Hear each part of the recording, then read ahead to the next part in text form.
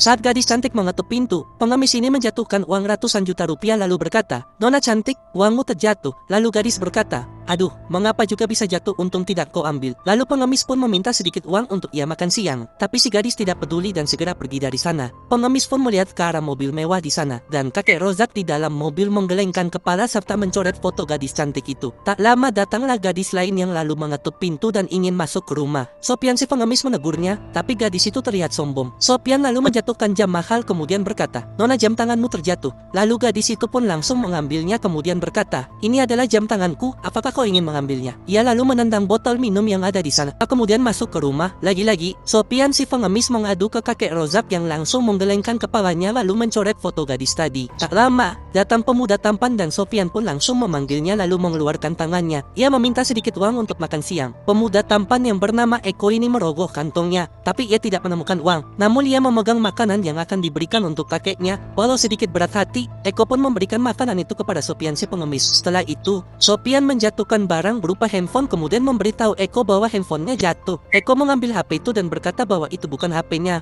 Ia berkata bahwa ia tidak mungkin mempunyai barang mewah semahal itu. Lalu ia memberikan HP itu kepada Sopian dan berkata, "Ambil saja HP ini, mungkin kau bisa menggunakannya." Lalu masuk ke rumah. Dan lagi-lagi kode rahasia Sopian kepada kakek Rozak pun dilancarkan dan foto Eko pun dicentang biru sebagai tanda pilihan yang tepat. Di dalam rumah, kedua gadis yang cantik dan manis sedang mengobrol membicarakan tentang harta dan barang-barang mahal yang mereka miliki. Dan datanglah Eko pemuda tampan, tapi sederhana. Dia pun duduk dan menanyakan mengapa mereka dipanggil oleh kakek mereka. Tapi para gadis pun berkata, "Mungkin kakek akan memberikan uang kepada kita." Tak lama, Jul pegawai si kakek datang menemui mereka dan berkata bahwa kakek mereka tidak bisa menemui mereka. Dan terlihat kedua gadis itu langsung marah-marah. Tapi Eko dengan lemah lembut menanyakan alasan mengapa si kakek tidak bisa menemui mereka.